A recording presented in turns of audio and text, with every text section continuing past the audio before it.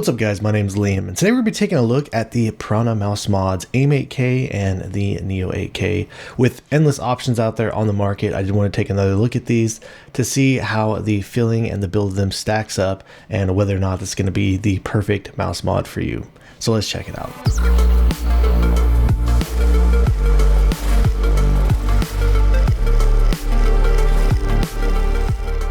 Before we get started today, I did want to let you know that these were sent out to me. However, everything you're going to be hearing in this video is going to be my own words and my own opinions. With these versions, they do have the Razer Viper V2 Pro internals in them. This one does come with a USB-C cable, the 1K receiver. It also does come with this little screwdriver, a thank you card. This is just the dongle adapter for the receiver.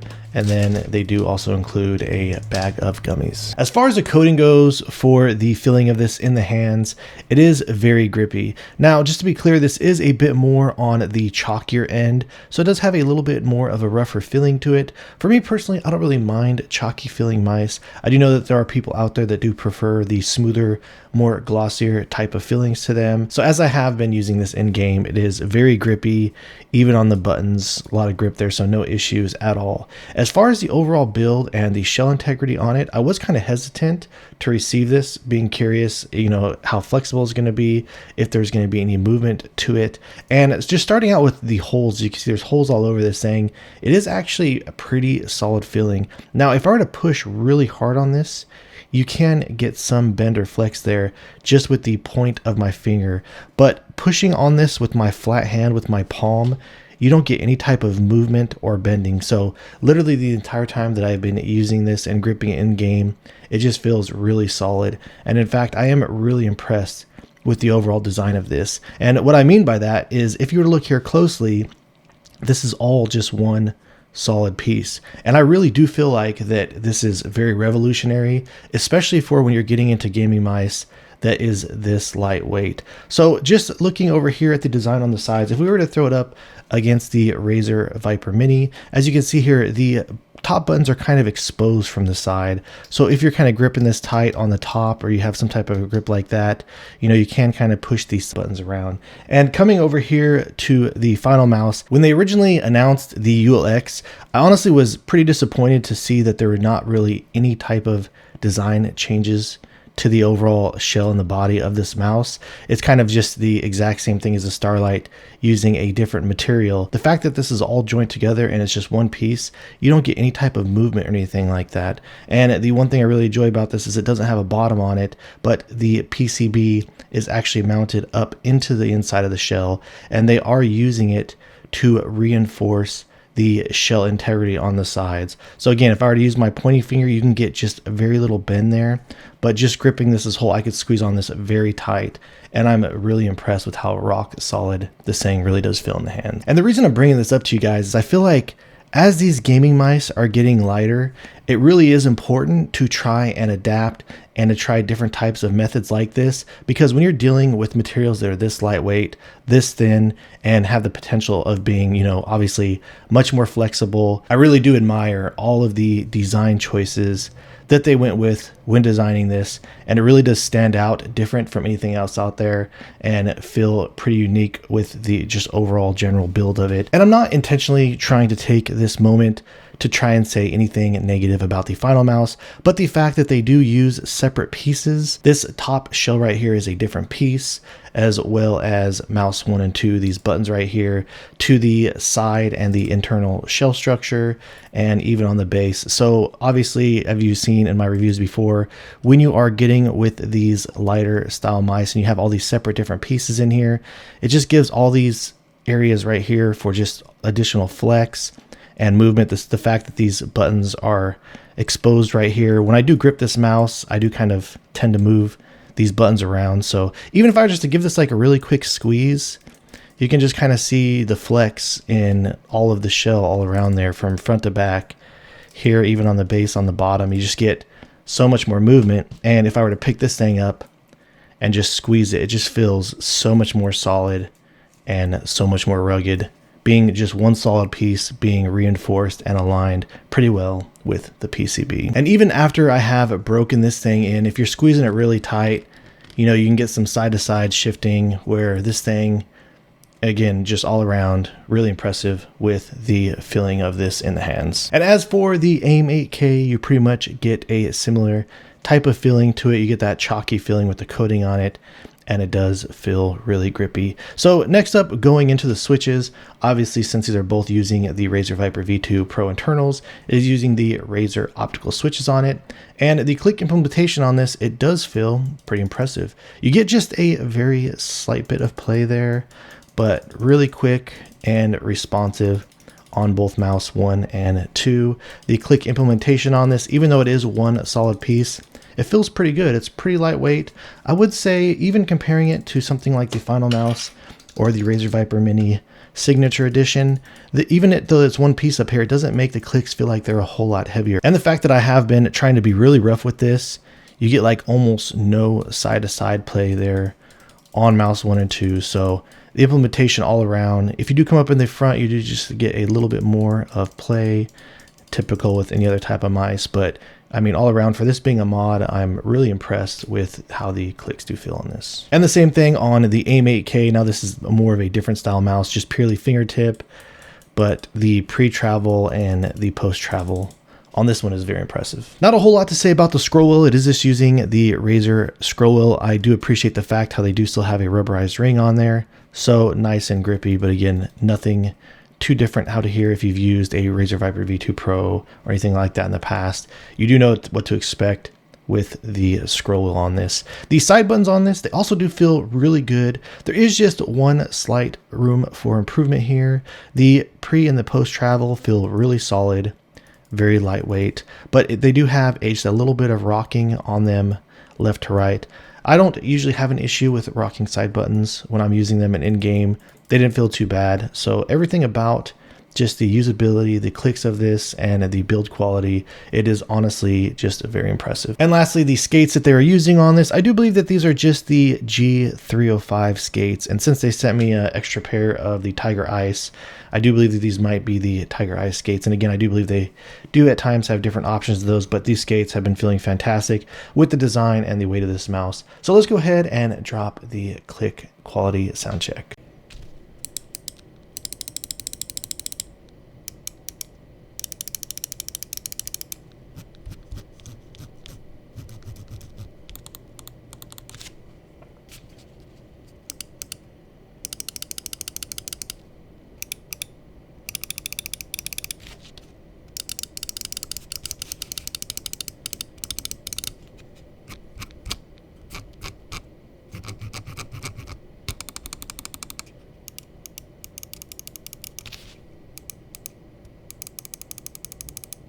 So when it comes to the weight and balance on both of these, it does feel really good.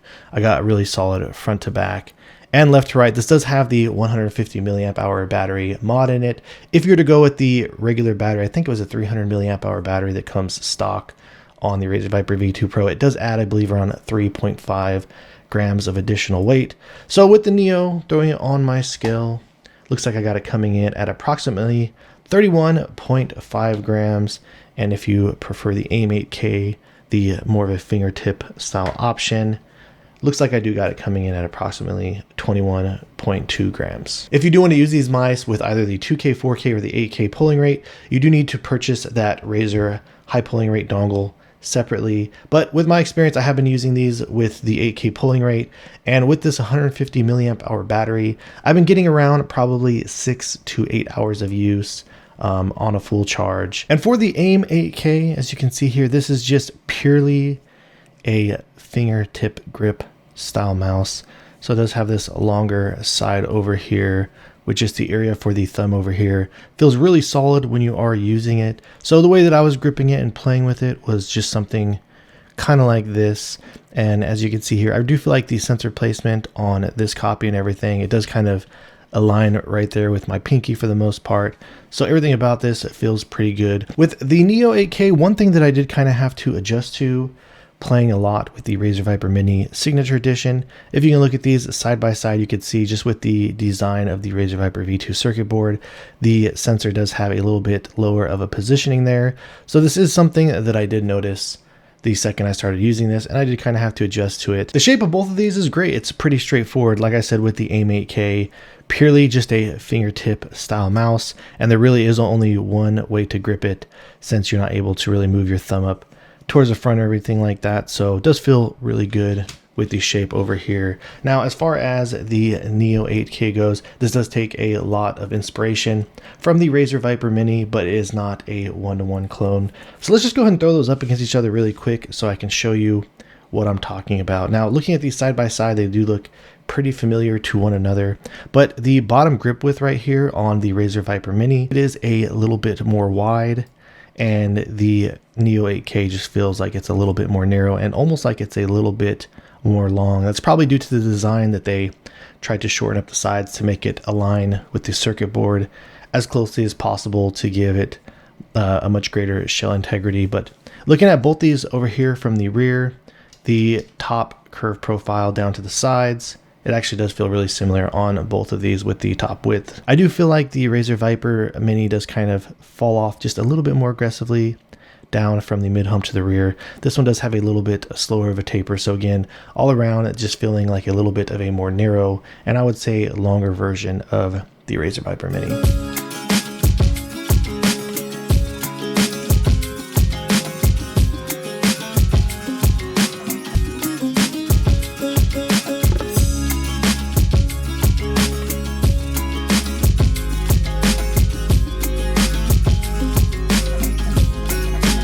And really quickly, just throwing it up against the Final Mouse ULX. This is the small version of it. As you can see, it does have more aggressive curves on the side. And then on the back, the Final Mouse does have a bit more of a flatter feeling from left to right on the curve profile. And lastly, on the Neo 8K, it does have a bit more of a mid-hump presence. So you do get some more height there, where on the Final Mouse, it does feel like a flatter feeling mouse in the hands.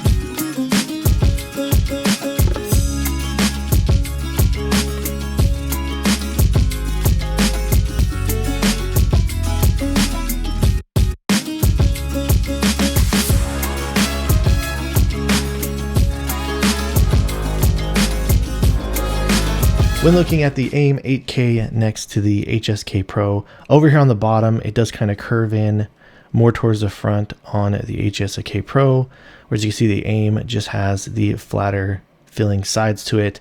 And then the HSK does have this hump. Even though this mouse is really tiny, I've never really found myself even using this rear hump, where obviously you don't have any type of a hump over here on the AIM 8K. So this is a look of what both of them look like next to one another.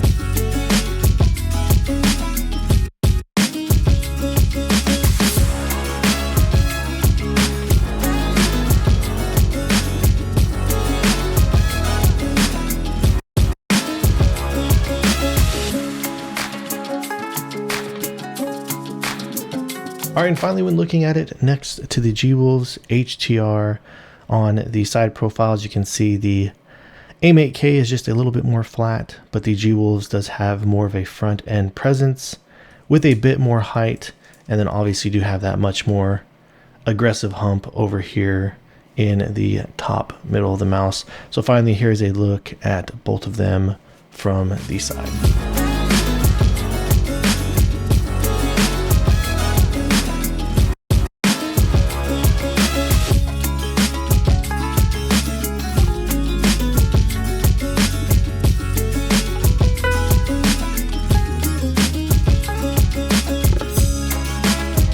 Alright guys, so that about wraps things up on the Piranha mouse mods. Like I've been saying throughout this whole video, really impressed with just the overall design choices that they went with on this. The fact that this is so lightweight and it feels just as solid and great to use as it has been, I really have become a big fan of them. And the shape of this really does feel great. And even though the pricing on this is definitely on the higher end of the spectrum out there, if this is something that you can afford, I would definitely say this does give you a different and unique experience from anything else that I have tried out there. So at the end of the day, you just have to decide on whether or not it'd be worth it to you. And for me personally, I can genuinely say with the way that this feels, how solid it is, the build quality, and how great this has been performing for me in game, I can absolutely say this is one of my favorite mice mods that I've ever checked out, and this could easily have the potential of being my main. Alright guys, so if you have any questions or feel like I left anything out, please let me know down in the comments below. If you have enjoyed this video and are interested in seeing more videos like this in the future, please drop this video a like and subscribe to my channel. And thank you guys so much for watching. I look forward to seeing you in the next one.